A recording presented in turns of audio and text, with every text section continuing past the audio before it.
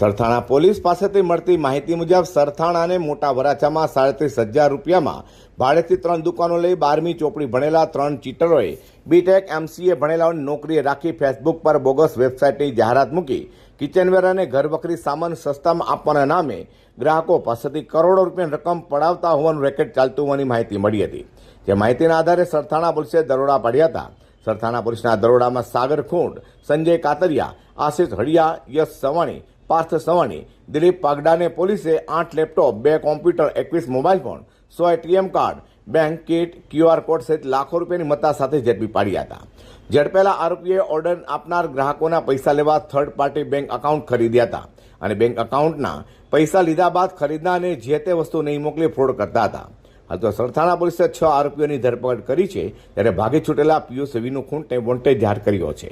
હાલ તો સરથાણા પોલીસે સુરતમાંથી ગુજરાતને છોડીને દેશભરમાં ઠગે આચરવાના ચાલી રહેલા કૌભાંડને ઝડપી પાડ્યો છે। ત્યારે આ ટોળકી પાછળ બીજા કોઈ છે કે કેમ તે અંગે પણ સરથાણા પોલીસે તપાસ હાથ ધરી છે।